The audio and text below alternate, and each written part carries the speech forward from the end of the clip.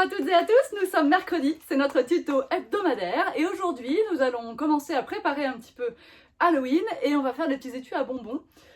Donc dans un premier temps on va fabriquer des boîtes pour contenir nos bonbons avec un outil et je vous explique aussi sans outil et dans un deuxième temps on va décorer nos boîtes avec évidemment les planches de tampons 100% tout en colle mais aussi regardez un petit peu des petites décos comme ça, on va tout faire nous-mêmes, les petites fioles remplies de paillettes, mais aussi les petits pompons en daim. Donc voilà, tout ça, c'est dans la vidéo d'aujourd'hui. On se retrouve après.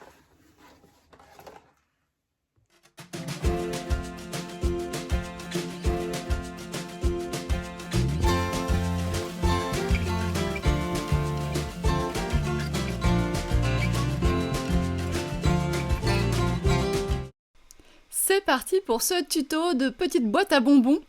Boîte à surprise, alors évidemment je l'ai fait sur le thème d'Halloween, mais ces boîtes on peut les utiliser tout le temps, moi j'aime beaucoup en faire, c'est très joli, on peut les faire petites aussi pour mettre à table par exemple, un petit cadeau d'invité, les Ferrero à Noël, etc., etc. Bref, moi comme j'en fais quand même assez souvent et que j'aime bien ça, j'ai une petite plaque qui est de la marque We Are Memory Keepers qui me permet de faire mes boîtes assez facilement sans mesurer rien du tout. Donc je pars d'une feuille au format 30-30, je coupe ici à 15,24 puisque je la coupe en deux, et ça va définir la hauteur de ma boîte. En coupant à 15 cm, j'obtiens une boîte d'à peu près 12 cm de haut. Dans l'article du blog, je vous mets le schéma des marques de pliage et de coupe, du coup, qu'il faut réaliser si vous n'avez pas la petite plaque et que vous voulez faire exactement la même boîte que moi. Cependant, des tutos de boîte, je pense que vous allez en trouver des tonnes sur Pinterest ou même sur YouTube. Donc n'hésitez pas, si vous n'avez pas envie d'acquérir cette petite plaque, qui en plus est en stock assez limité, je dois le dire, vous pourrez quand même fabriquer vos boîtes, ne serait-ce qu'en utilisant mon gabarit, là au moins vous voyez à quoi il va servir. Donc quand vous avez la plaque, vous utilisez, c'est tout pré-mâché, là je viens de plier les côtés, et à chaque fois que je me retrouve avec mon pli aligné sur mon petit taquet ici de la perforatrice, que je viens de vous montrer, eh bien je n'ai qu'à appuyer sur la perforatrice. Je suis un peu loin là donc c'est difficile, et en plus mon papier est épais, mais vous allez peiner moins que moi en étant mieux installé évidemment. Et à chaque fois, ça va vous arrondir vos pattes de collage du fond de la boîte. Là, vous avez la possibilité de choisir 3 largeurs. J'ai choisi S, parce que c'est pour mettre des petites friandises comme ça d'Halloween, voilà. On peut choisir M ou L pour avoir des boîtes beaucoup plus grandes. Et bien sûr, vous pouvez choisir la longueur, puisqu'il n'y a aucune difficulté. Même si votre papier est plus long que la plaque sur laquelle je travaille actuellement, vous n'aurez qu'à prolonger vos lignes de pli. Et ça, c'est pas du tout difficile. Donc là, je viens de faire un deuxième côté. Du coup, je fais maintenant un deuxième devant, toujours en perforant à chaque fois que ma ligne de pli se retrouve sur le taquet. Et je fais donc encore S, hein, bien sûr, on ne change pas de dimension entre le devant et le derrière, ça n'irait pas. Et j'ai fini de marquer les plis de ma boîte. J'ai une dernière perforation à faire. Donc évidemment, vous ferez des coins ronds sur vos pattes de collage du fond si vous ne décidez de ne pas investir dans cette petite plaque à fabrique de boîte, et vous n'aurez aucune difficulté à faire quand même cette boîte sans la plaque. C'est juste que si vous en faites plusieurs, ça sera plus long, c'est tout. Et ici, de ce côté, je vais pouvoir perforer mes petits trous pour passer mon lien, qui va me permettre de fermer la boîte, puisque là je décide de la faire vraiment le plus simple du monde, sans rabat sur le dessus, parce qu'évidemment on peut rajouter un rabat, évidemment, ou l'intégrer en concevant la boîte, mais ça c'est encore autre chose. Et si vous n'avez pas la plaque, évidemment, vous ferez vos trous avec votre crocodile par exemple, voilà. Il n'y aura qu'à fermer la boîte d'abord pour percer seulement 2 fois, du coup, une fois de chaque côté, et tous les trous seront bien alignés, et ça ne posera pas de problème à votre crocodile de couper autant d'épaisseur d'un coup. Le plioir est également intégré dans l'outil, donc si vous n'avez aucun matériel de scrap, vous pouvez absolument réaliser ces boîtes quand même. Si vous êtes une grande débutante ou que vous faites du scrap seulement pour cette occasion, vous achetez un petit bloc de papier d'Halloween, vous faites du papier uni, vous achetez du papier uni pour faire vos boîtes, et vous n'avez plus ensuite qu'à acheter les petits bonbons. C'est quand même le plus important. Donc là, je coupe pour faire ma pâte de collage latérale, hein, puisque celles du fond sont fabriquées par l'outil, mais pour celles du côté, comme on peut choisir la largeur de la boîte, on se la découpe nous-mêmes à la fin. Vous voyez quand même que c'est hyper facile. Pour le collage, on va choisir le score tape, parce que là, on a besoin d'aller vite. On ne veut pas attendre 5 minutes que la colle soit prise. Enfin, ça prend pas 5 minutes, hein. Mais le peu de temps que ça prend à prendre, on va éviter quand même ça, parce qu'on veut qu'elle soit bien positionnée, notre boîte, qu'elle ferme dans sa position idéale. Donc, on prend le score tape pour un collage immédiat et fort. puisque notre score tape, on sait quand même que parmi tous les scotch double face, ça reste le meilleur. Il reste quand même quelque chose de très clair, quand je vois faire les albums de scrapbooking avec le score tape, attention, le score tape, c'est un scotch double face, c'est une colle qui est particulière et qui est très sensible aux variations d'humidité et de température. Donc c'est une colle qui n'est absolument pas définitive dans le temps. Donc meilleur est le score tape et plus longtemps il va rester collant. Mais de toute façon, le score tape est quelque chose qui pourra se décoller. Peut-être ça sera seulement dans 5 ans, c'est possible, mais ça pourra se décoller. Donc, quand vous faites des reliures d'albums notamment, je vous en prie, utilisez de la colle et en plus vous sauverez vos sous. Et vous pourrez acheter plus de tampons, plus de die, plus de papier. Bon, ce que j'ai fait là ne nécessitait pas de commentaires. J'avais bouché mon petit trou, donc voilà, j'enlève le score tape à l'endroit du trou pour pouvoir bien passer mon ruban. Et je vais donc commencer par fermer le côté de ma boîte, et après je fermerai le dessous. Donc là, c'est pas compliqué. On aligne le plus précisément possible. Pardon pour les cheveux, mais quand même, il faut que ce soit beau. Vous voyez, ça y est, les petits plis du côté, vous comprenez à quoi ils servent, et vous voyez que c'est à cette étape-là que vous ferez vos trous avec votre crocodile si vous n'aviez pas la plaque. Hein, vous n'aurez que 2 trous à faire, avec toutes les épaisseurs en même temps. On enlève les protections sur les languettes du bas. Alors je vous conseille de faire une boîte d'abord, une seule, toute seule, et ensuite vous pourrez travailler à la chaîne si vous avez une dizaine de boîtes à faire. Vous pourrez alors plier toutes vos boîtes d'un coup, puis ensuite mettre tous vos score tape d'un coup, mais le fait d'en faire une va vous permettre de bien voir où poser votre colle, votre score tape, etc., pour gagner du temps après, et pas le mettre à un endroit où il va falloir tout décoller, quoi. On peut se tromper sur une boîte, c'est pas grave, se tromper sur 10, c'est casse-pied, quoi, vous êtes d'accord avec moi? Donc on pense à bien enlever toutes les protections, hein, évidemment, du score tape, on fait attention aux endroits où on l'a mis pour pas se tromper de sens quand on pose nos languettes. Bien sûr, c'est plus facile d'enlever les protections avec une petite pointe de scalpel ou un petit pic, mais moi je continue à galérer avec mes doigts. On met la main dedans, on met un outil sinon, hein, si on a les mains trop grosses, et puis on presse un peu pour que le score tape soit bien collé. On a notre boîte à bonbons. Alors moi je vais fermer tout de suite, mais vous allez d'abord les remplir. Hein. Là je vous indique que vous pourriez coller un rabat, hein, en collant un petit élément supplémentaire, fermé par un scratch par exemple. Vous n'êtes pas du tout obligé de fermer par un ruban comme ce que je vais faire là.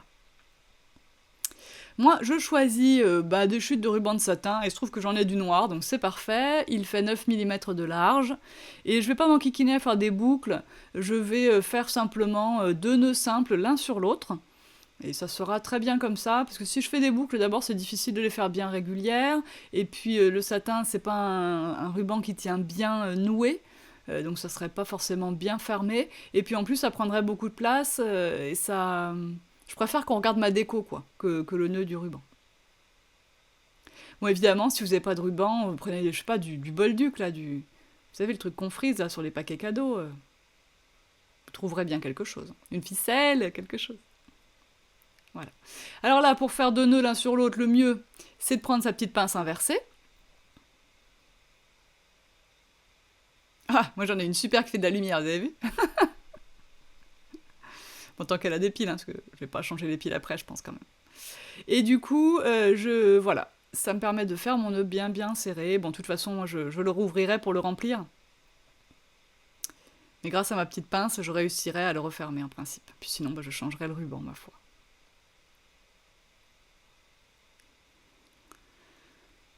Maintenant, on va décorer. Alors, je vous ai montré déjà les 3 petites boîtes premières que j'avais faites, et puis je vais vous montrer sur celle-là comment je m'y prends.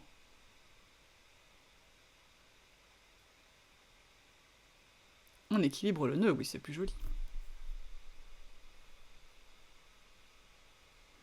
Donc j'ai décidé d'utiliser l'aquarelle, puisqu'on a en ce moment Delphine qui nous fait de magnifiques tutos avec ses planches de tampons et les feutres copiques. J'ai donc décidé, moi, de vous les colorier à l'aquarelle pour cette fois.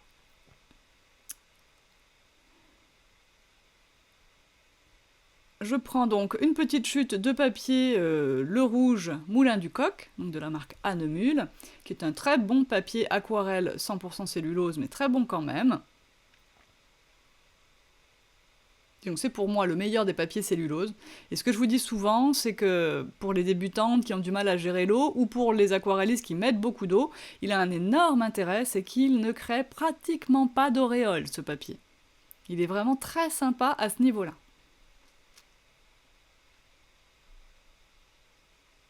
Je prends mon encre Versafine, Onyx Black parce que c'est la plus noire. Je vous rappelle que Nocturne n'est pas une encre noire, mais une encre anthracite. Et, enfin à mes yeux en tout cas, hein, peut-être que je vois pas comme tout le monde. Et Versafine est une encre à séchage lent, mais quand on la travaille sur un support aussi poreux que du papier aquarelle, ça va quand même assez vite. Et Versafine est une encre complètement imperméable, on pourrait dire, infilable au contact de l'eau. Donc elle n'ira pas se promener avec l'eau que vous allez ajouter, elle va bien rester à sa place, tout simplement, parce qu'elle n'est pas composée à base d'eau, mais à base de petits pigments. C'est ce qui lui donne aussi sa richesse.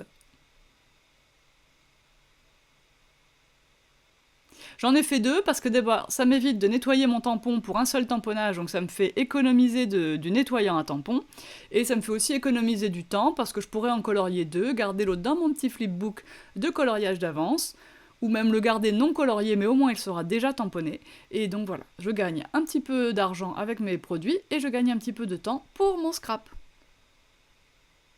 Vous me voyez ici utiliser ma presse de précision Misty par Sweet Petunia. Il faut savoir que c'est la presse de précision originale, la première qui a été mise en vente sur le marché. Et ensuite, on en a eu d'autres, bien sûr, les autres marques s'y sont mises. Alors moi, j'ai choisi quand même pour le magasin, je vous présente toujours un meilleur rapport qualité-prix, et bien c'est la We Are Memory Keepers, parce qu'elle a une charnière auto-ajustable. Vous n'avez donc pas besoin de jouer soit avec le sens de la plaque, soit avec la mousse de caoutchouc. Vous avez une charnière qui s'auto-ajuste à la marque de vos tampons, enfin au fait qu'ils soient en caoutchouc ou clear, et vous avez en plus une plaque un peu plus grande et avec 2 côtés ouverts, donc c'est pratique. Voilà, la Sweet Petunia, c'est l'original, et au niveau précision, c'est la meilleure quand même si les autres sont super, et notamment la We Are Memory Keepers. Je vous ai montré mes petits godets d'aquarelle Daniel Smith, parce que c'est avec eux que j'ai fait le reste de mes petits personnages. Mais j'ai décidé, comme je vous ai montré il n'y a pas longtemps avec les pandas, l'aquarelle avec les godets, j'ai décidé ici d'utiliser les crayons aquarellables Inktense chez Derwent. Et comme ça, on va donc colorier notre chat et ajouter l'eau après pour obtenir l'effet d'aquarelle. Les crayons aquarellables Inktense, j'en ai fait une démo un petit peu plus... Enfin, j'ai fait une petite vidéo pour eux, quoi, en fait, quand ils sont arrivés dans la boutique, parce que je vous rappelle, je pars toujours du principe que vous le savez, mais il y a beaucoup de nouveaux, alors il faut quand même que je vous dise que tous les produits que je mets dans le magasin sont uniquement des produits que j'aime, et sont uniquement des produits que j'utilise. Donc, quand je vous mets un produit dans la boutique, je le connais, et si je vous dis quelque chose sur ce produit, ben c'est parce que je l'ai fait, enfin concrètement quoi, c'est pas juste le vendeur qui a voulu me vendre son truc et je répète ce qu'il m'a dit. Donc voilà, c'est un petit plus quand même, je crois, pour les vidéos tout en colle, et puis évidemment, la meilleure façon de me soutenir, c'est d'en plus les acheter chez moi, ces produits-là, quand vous les découvrez ou quand vous apprenez à vous en servir, grâce à moi. C'était une petite aparté. Moi, je vous montre les bases, évidemment, j'ai pas prétention en vous disant ça que je suis artiste ou quoi que ce soit, j'utilise le mieux possible mes produits, mais en tout cas, je les connais sur le bout des doigts. Bref, on y retourne. Ici, j'ai donc posé mes couleurs sur le chat. Il y a une grosse particularité avec les crayons Inktense, donc c'est là que je voulais en venir au début en vous rappelant que j'avais fait une petite vidéo de présentation sur ces crayons et notamment de comparaison avec d'autres, les Albrecht Dürer chez Faber-Castell. La grosse particularité de ces crayons Inktense, c'est que finalement ils portent très bien leur nom. Dès qu'ils sont secs, donc là vous voyez mon eau va sécher assez vite sur mon petit chat, ils sont fixés. Ils deviennent permanents. Donc en fait, ils portent bien leur nom de Inktense. Le mot ink qui traduit en français veut dire encre. C'est exactement ce qui se passe. C'est-à-dire qu'une fois que votre encre finalement que vous avez créée entre le petit pigment déposé au crayon et l'eau que vous avez ajoutée au pinceau, une fois que c'est sec, c'est fixé. Donc vous pouvez bien rajouter du marron par-dessus, ou du rose par-dessus, ou d'ailleurs je vous le montrerai bien en détail dans le tuto de mercredi prochain. Si la première couche est sèche, vous ne l'emmènerez pas. Et alors c'est très intéressant dans certains cas, puisqu'effectivement, eh bien, mettons que, bah tiens, on est dans le thème d'Halloween, mettons que j'ai fait une chauve-souris bien noire avec mes crayons Intense, et que par contre je veux faire mon ciel autour après, eh bien, pas de problème. Si ma chauve-souris est bien noire et que en faisant mon bleu du ciel, par exemple, hein, je déborde un peu sur la chauve-souris, peu importe. Elle est sèche, elle est fixe. On ne rebougera pas ces pigments-là. Alors, c'est très bien dans certaines circonstances. En tout cas, ce qui est très bien, c'est de le savoir et d'en avoir conscience.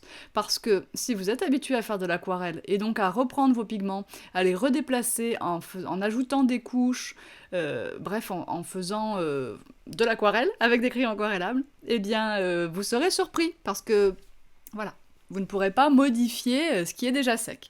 D'accord? Je sais pas si je suis bien claire, mais en tout cas, entendez-le bien et testez-le. Et on en reparle encore mercredi prochain, vous verrez, dans une scène complètement au intense.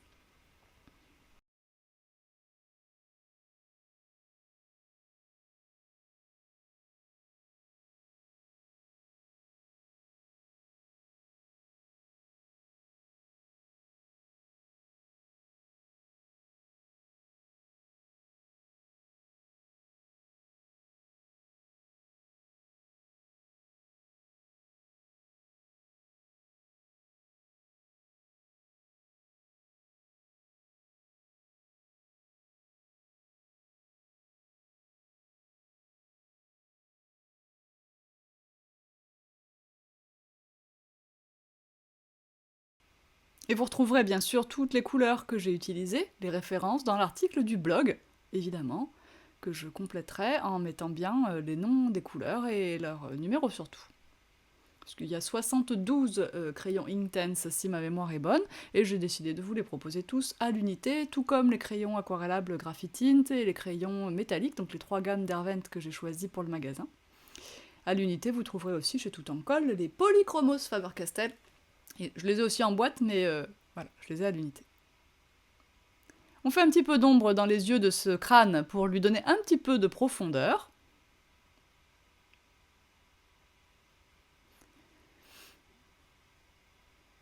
Et j'utilise donc mes pinceaux Davinci Casaneo, donc qui sont des pinceaux en poil synthétique imitant le poil naturel.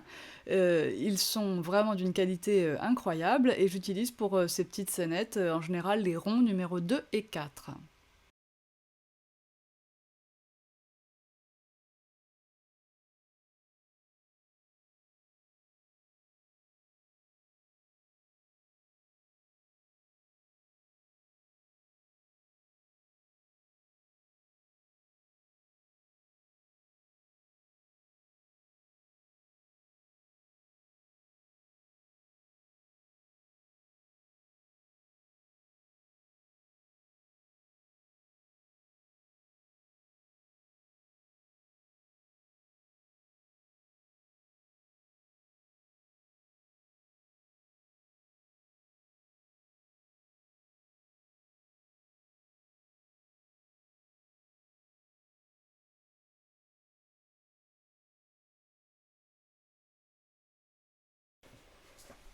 Ah, nous n'avons pas de couleur métallique dans les crayons, dans la gamme Inktense, mais par contre j'en ai dans mes godets Daniel Smith et dans mes godets Van Gogh d'ailleurs aussi. Et je les ai utilisés, les aquarelles métalliques, sur les autres petits emballages pour apporter un petit côté un peu sympa au chaudron par exemple. J'avais ajouté aussi un petit peu de Aztec Gold dans le balai du chat, vous verrez ça dans les photos sur le blog bien sûr. Et bon, le fait de donner un peu de paillettes, surtout pour Halloween, c'est sympa. Pareil pour Noël d'ailleurs également. Mais voilà, ça apporte une petite touche, des petits détails. Les peintures, les aquarelles métallisées, c'est vraiment sympa, voilà, pour les petites touches finales, les petits pistils de fleurs, enfin, même les petites éclaboussures que vous faites à la fin de vos compositions, voilà, c'est toujours un peu sympa. Les aquarelles métallisées Van Gogh, d'ailleurs, sont assez réputées pour être vraiment très belles sur le papier noir, hein. Elles ont une très bonne réputation. Donc là, je vais accentuer un petit peu mes ombres, hein, bien sûr, à certains endroits. C'est pas parce que je vous ai dit tout à l'heure que c'était fixé qu'on pouvait pas repasser dessus, hein. On peut repasser dessus, simplement on ne mélangera pas du coup les couleurs. Elles vont réellement se superposer, et donc on verra l'une à travers l'autre. Puisque l'aquarelle est toujours une couleur translucide, hein, la plupart du temps, en tout cas, à part certains jaunes qui sont semi-opaques, mais c'est quand même assez rare.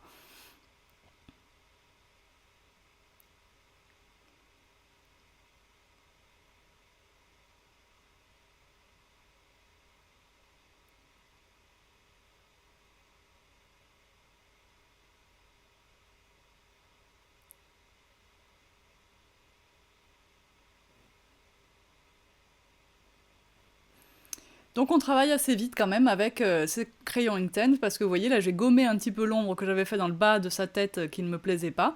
Il fallait surtout pas que j'attende que ce soit sec parce que je n'aurais plus pu y toucher bien sûr.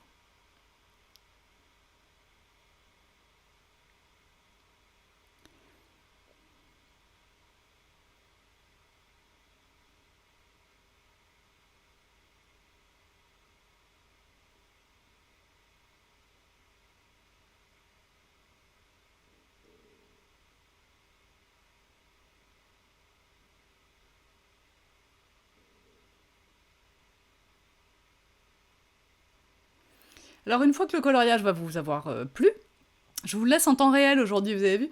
Une fois que le coloriage vous aura plu, eh bien il faudra passer au détourage et passer aussi un petit peu de feutre noir sur toutes les tranches, sauf aux endroits où vous allez détourer les moustaches, puisque là vous allez être obligé de laisser un peu de blanc autour des moustaches, donc bien sûr à cet endroit-là, vous ne passerez pas de feutre noir sur les tranches du papier. Il est important de prendre son temps quand même, hein. Parfois on dit on n'a pas le temps, alors c'est trop long donc je le fais pas. N'oubliez pas quand même que prendre son temps, c'est prendre du plaisir, hein. On fait pas toujours une course. Et effectivement, je vous laisse le temps réel, parce que comme ça vous voyez bien que à nous aussi ça nous prend du temps, hein. C'est normal que ça vous en prenne, c'est tout à fait normal, et on va pas bouder notre plaisir de prendre du temps à faire quelque chose de joli, qu'on aime bien. On peut également prélever sa couleur sur la pointe de son crayon directement.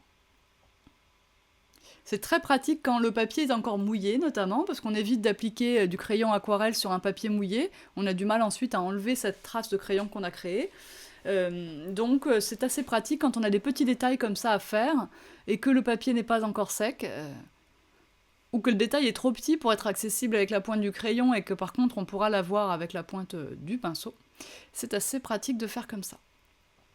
Ici, un feutre doré pour la boucle du chapeau. Et c'est parti pour le détourage.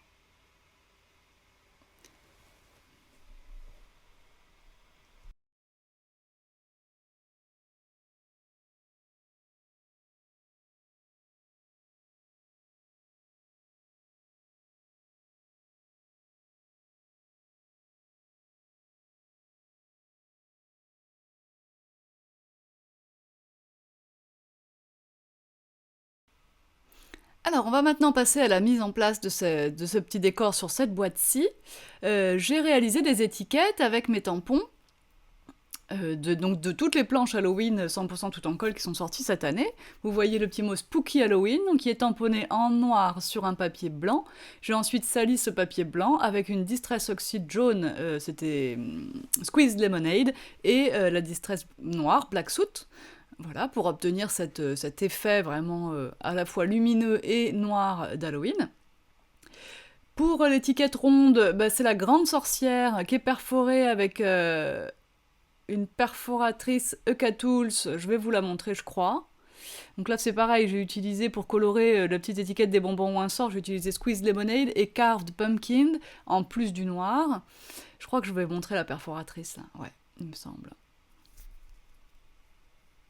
Donc celle-ci qui fait 1 pouce et demi. Je vous remettrai bien sûr aussi le lien, hein, puisqu'elle correspond bien à la taille de la grande sorcière. Et pour les petites étiquettes, et donc pour la petite sorcière, j'ai fait un rond plus petit de la planche de tampon toile, et bien j'ai utilisé le grand rond de la perforatrice confetti rond. Voilà. Comme ça, vous savez tout. Tout. Pour faire le petit coin ticket ici, mais sans perforatrice ticket, qui ne les fait pas toujours la taille que je veux, ben je prends plutôt une perforatrice ronde et j'enlève les petits coins. Et comme ça, j'ai des coins tickets, mais à la taille dont j'ai envie. La perforatrice ticket, elle est bien aussi, mais pour des étiquettes plus grandes. Alors ensuite, j'ai fait des petites fioles de potions magiques à paillettes. Pour ça, j'ai pris les lots de mini-fioles Timoltz et je les ai remplis de paillettes. Pour faire ça, il vous faut quand même, c'est plus pratique, le mini entonnoir. Je sais pas combien de temps j'en aurai des mini entonnoirs, mais pour l'instant j'en ai. Donc c'est pour vous dire que je suis pas sûre que ce soit un produit que je pourrais facilement avoir. En tout cas, si ça vous tente, sachez qu'ils y sont dans la boutique en ce moment. Je vous mets bien sûr le lien aussi dans l'article du blog. Je suis partie chercher des pots de paillettes. On en a tous normalement, des pots quelque part. On se dit je les utiliserai bien un jour. Et bien voilà, moi j'ai mis ça dans une petite boîte. Et toutes mes paillettes sont là. Et donc de toutes marques, enfin bref, plein de choses différentes. Je mets mon petit entonnoir dans le trou de ma fiole et je verse les paillettes tout simplement.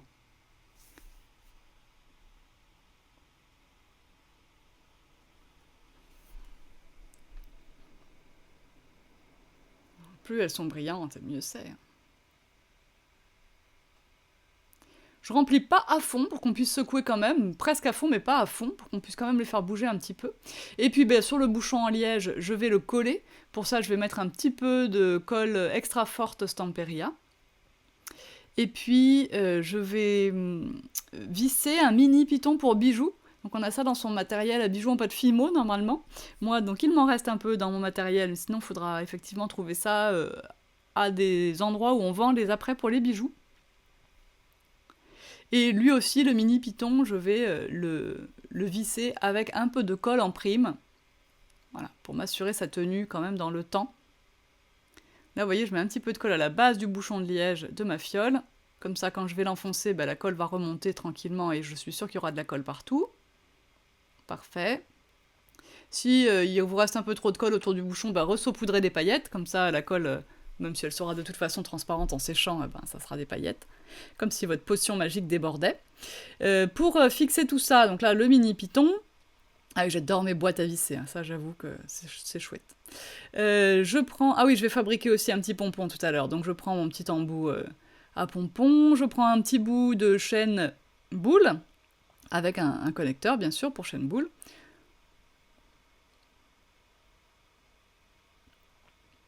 Pour pouvoir accrocher toutes mes petites décos. Puis après on sortira aussi un anneau et un petit trombone, comme ça changera. Je mettrai pas 2 anneaux, je me suis dit allez un trombone, ça fera joli aussi. Donc là, il faut faire ça court quand même, hein, parce que si c'est trop long, ça va cacher le chat qu'on va coller en bas. Donc je fais vraiment des petits bouts pas très longs, j'aurai peut-être 5 cm, peut-être à peu près. Et puis on installe le connecteur, hein, il suffit de glisser une boule de la chaîne à l'intérieur et de tirer, et hop, c'est coincé.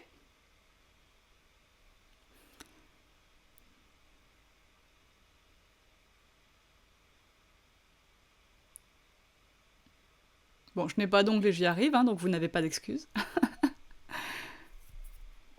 Allez, je remets un petit point de colle et je prends, ah oui, l'anneau et le trombone peut-être. Alors ça, ce sont les anneaux Timolt aussi. Ils sont un peu grands pour ce truc-là, mais j'avais pas envie. J'ai des boîtes avec des apprêts de bijoux. Elles étaient à l'étage en réserve, donc je n'ai pas eu envie de monter. J'ai fait avec ce que j'avais ici.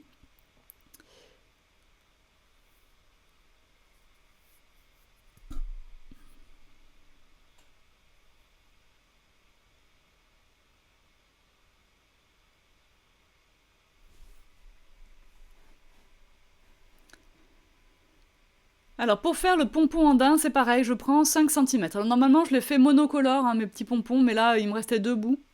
Je dis que pour la vidéo, pardonnez-moi, ça irait, j'en ferai un bicolore. Donc le daim, les cordons, là, vous les retrouvez dans la boutique, sont vendus au mètre, il y a plusieurs couleurs. Les embouts, je crois on appelle ça des embouts tibétains, il me semble, sont dans la boutique aussi. Donc là je coupe 5 brins de 5 cm. À la fin j'en mettrai finalement 3 jaune orangé là et 2 violets. Voilà. Ces petits morceaux de 5 cm, je vais les recouper en 2 dans le milieu. Mais c'était plus facile de couper 5 morceaux de 5 cm que 10 morceaux de 2,5. Après, je vais essayer de ne pas les lâcher, c'est ce qui sera encore le plus simple. Je mets un petit peu de colle, parce que ça va aider quand même à la fixation. Il y a des gens qui font sans colle, mais je trouve ça un peu risqué. Moi, je mets un peu de colle au fond, pas trop. Vous voyez ce que je mets là, à peu près. De toute façon, ce qui est en trop, ça débordera, hein, mais bon, c'est mieux si ça déborde pas trop. Et puis là, on va tâcher de rentrer, donc on va pousser un peu nos petits bouts de cordon. Alors, je suis droitière, là, j'avoue que je fais plein de choses à la main gauche, mais pour des trucs aussi précis, il faut quand même mieux utiliser la main qui vous est le plus pratique. Et je vais visser. Parce que le fait de faire cette action-là, de visser, ben, ça va bien faire rentrer mes petits morceaux de daim tout au fond de l'embout. Ça me fait sortir un peu la colle, c'est bien, ça veut dire que je suis allée au bout. Ensuite, bah, évidemment, il y a des petites irrégularités, donc on fait une petite coupe de cheveux en bas pour que tout soit bien aligné. Et on a notre petit pompon de daim. Alors ça, c'est pareil, c'est le truc, il faut mieux en préparer quelques-uns d'avance, hein, et puis les avoir sous la main quand on fait une création. Enfin, chacun fait comme il veut, hein, c'est sûr. C'était encore une question avec Dada hier. Certains arrivent à créer d'avance et à utiliser, c'est mon cas, certains non, ont besoin de faire exactement au moment, avec exactement les couleurs, etc. etc. Allez, je mets un petit point de colle, je visse mon petit piton et je l'accrocherai avec le mini trombone Timoltz.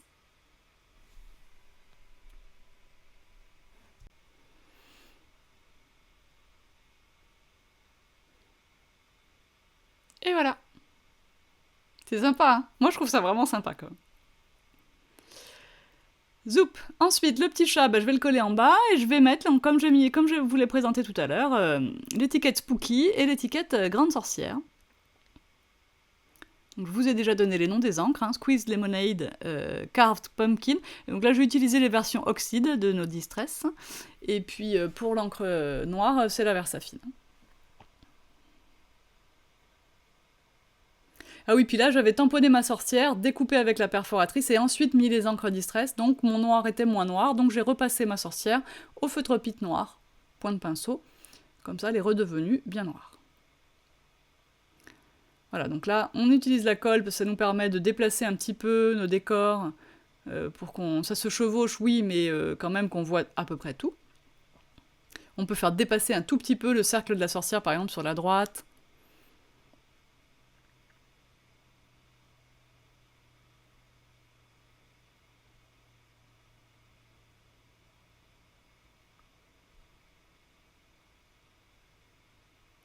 Voilà, on tient quelques secondes et c'est bon. Donc vous voyez ici, sur ce petit chat au chaudron, effectivement, j'ai utilisé Aztec Gold dans la partie en bas à droite du chaudron. J'ai utilisé une découpe, mes jolies découpes Halloween avec du Stickles pailleté dessus et du Stickles Black Diamond sur l'araignée. Donc là, je m'étais bien éclatée. Et par contre, je n'y avais pas mis de petits fioles et de petits pompons. Sur celle-ci, alors j'ai mis les fioles et les pompons, je vais repasser ça sur le devant pour que vous voyez bien. C'est le chat au balai, donc dans celui-là j'ai mis un petit peu de Aztec Gold dans le balai. Et donc là c'était fait à l'aquarelle par contre, classique et pas au crayon aquarellable. Et vous voyez l'étiquette des bonbons ou un sort. Et celle-ci j'adore avec la maison hantée, la sorcière et le petit chat recouvert, donc du kit Mes Jolies Découpes et recouvert de Stickles Black Diamond lui aussi.